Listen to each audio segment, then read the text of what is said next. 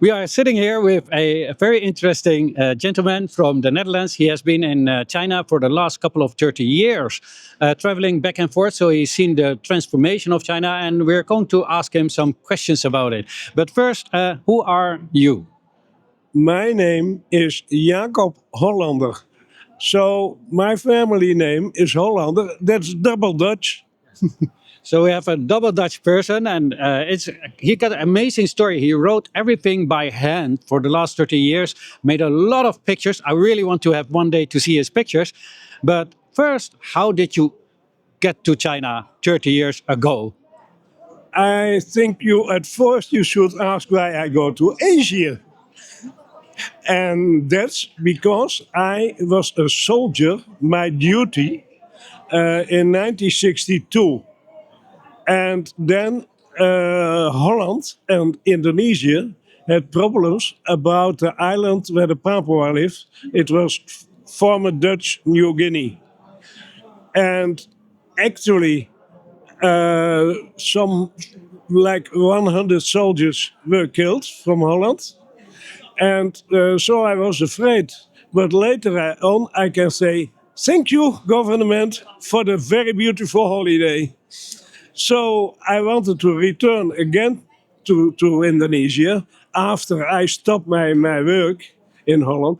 And that was in 1995. I went to Indonesia 3 times and back to, it's now named West Papua. And after that to Malaysia, Thailand, Vietnam, South India. And then I wanted to go to China, something else. Strange country, but yeah, let me try. I took What year was that? this was in 1990. No, the year 2000. 2000. 2000, yeah. And then I took the train from Moscow to Beijing via Mongolia, Ulaanbaatar. You have 5.5 days in the train. You have to eat in the train. You have to sleep. You cannot leave the train. Only on where it stopped on a railway station. And then it was with a group. And I found out if I was away from the group, when I walked by myself, I made a lot of contact with Chinese people. They came to me, can we have a picture with you? And we want to use our English and so on. So the next time I went to Vietnam. But one moment. What was your first impression when you arrived in China in the 2000? It was not so very different impression because I have seen many times the Great Wall and the Terracotta Army and so on, and the Forbidden City. So I saw it on the TV. So that was not. But the people, that was my strangest experience because in Holland the Chinese group is a very close group. I think you cannot enter that group. But in China, it's the opposite. They come to you, yeah? And then the next time, I went with a group to Vietnam. And from North Vietnam, I went to Guangzhou. And then the first time by myself to China. And then I was in Hangzhou. And then came 2 young girls to me. Yes, we study here on Xinjiang University. And can we have a photo with you? And I asked them, where are you from? She was from Quezhou. Quezhou? I have never heard of it. And you? Yes, I'm from Guangxi, from Guilin. And I got a Guilin love ball. You know that story? No. I tell you. If a girl like a boy, then she throw a ball to the boy to tell him that she like him. So I got that ball, but she was so young. But it was a very good friendship. My girlfriend used to throw balls at me too, mostly at my head, aimed at my head. Yeah, that's footballs, footballs. And then the other one, where are you? Oh yeah, I told that she's from Guiyang. And they asked me what I met them on Sihu, Hangzhou Sihu. And then they asked me, what are you going to do tomorrow? Oh, tomorrow I want to see the city. Shall we show you the city? Oh, that's nice. The whole day with the two young women together. And in the evening I gave them a meal. We changed internet addresses. And then after half a year, I got an email from the one from Guiyang. I'm going to study for 3 months in Ghent in Belgium. Oh, then you can visit me. And together with a man from, with a boy from Czech, she came 1 weekend in my home. So then many years I traveled everywhere in China. I was on Hainan, Hong Kong, Zhejiang, Shandong. I drink Qingdao, Pizhou. I was in Inner Mongolia. Everything between. And in Tibet, last I traveled to Kathmandu, Nepal. So then, You have seen more than most Chinese people. yes, many times they say that to me. Yeah. What was the biggest impression that was left on you from those days? My biggest impression is the people. That they are so friendly, that you get so many friends there. That's because I'm only travel by myself. So I like the contact, and I have many contacts. I can tell you a very special story. It was in the time from the SARS illness, 2003. In Dali, in Yunnan, I met a Chinese couple. They were by their own car. They did it in 1 week by themselves to reach Dali. Oh, if you want, we go to see the butterfly spring. If you want, you can sit in our car. Okay. In the evening, I gave them a meal. Then they said, tomorrow we return to Beijing. If you want, you can sit in our car. Okay.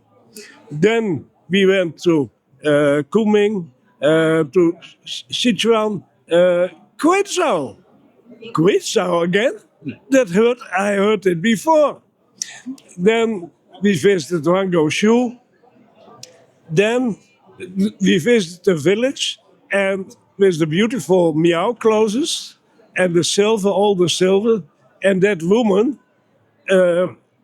she bought all the silver and all the costume from the meow. And I couldn't sit anymore in the car.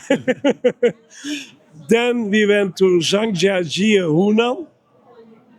And then every day I check the Daily Mirror, the Daily Mirror, I think it is the name. And then in Shanxia, I say, now we are too near to SARS. Now I stop. So I was 5 days together with them. Wow. And later on, I visited them in Beijing. I stayed in their home. And then I traveled with myself. In Shanxia, I walked 1 hour in Shanxia. A woman came to me, wanted to talk English. Can we have a meal in the evening? Yes, okay. Can we? Do you like to travel with me? Yes, okay. 5 years she was my girlfriend, and in Dali we got problems, and I sent her home then. Then I traveled by myself again. I went Kunming to Sichuan, Jiuzhaigou. Then I went again to Quetzal. And on the marker there, I met a woman. And so, again, the same story. Do you want to have a meal with me? Do you want to travel with me? No, I have no time.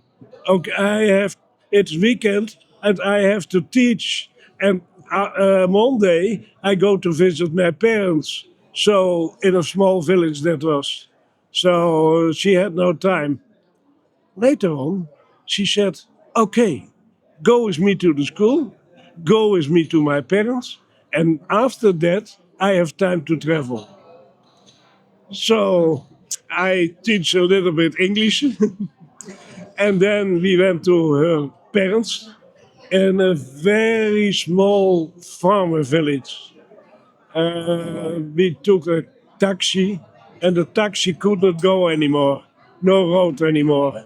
Then we had to walk 1 hour in the mud. I took photos from my shoes because of the mud. And then we came to her parents' home, and I slept in a poor farmer's home. It was very beautiful. And then we went to travel, and we went to Fungguang, and then I wrote to the Lonely Planet travel guides in America. Why is Fungguang not in your book? And then they put it in the Lonely Planet and to thank my name in the book. Really?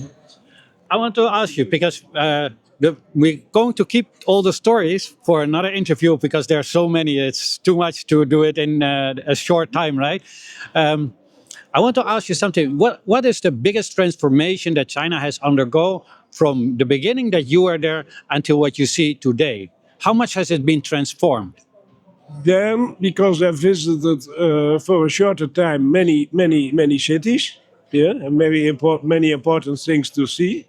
But for changing, I can say I can see it in Quezon. It was a very poor province because many mountains. You could not travel in Quezon, yeah. So that it was very closed. But that's why they keep their culture till now. But the government gave them a big road. They give them a quick railway station. They built last year the highest bridge from China, the highest bridge from the world. And if you are in Guizhou, you go in one tunnel for 5 kilometers. You come out, you go on a bridge.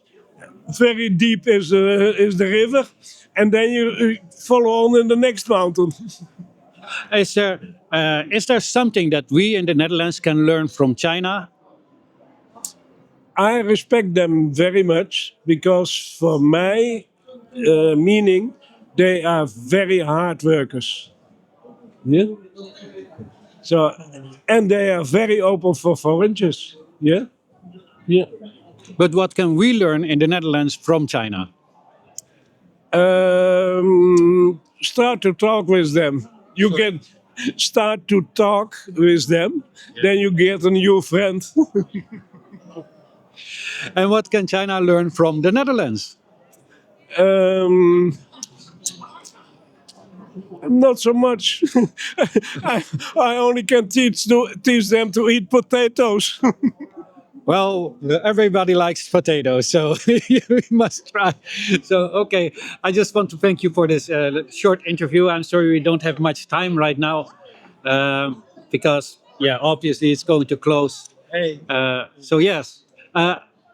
Let me know in the comment section if you want to hear the stories of this beautiful soul, and then we get back. Do you want to say anything other to the people? No, when there is something in Holland about China, if there is something about China on the TV, I am there. Thank you. Welcome. Okay.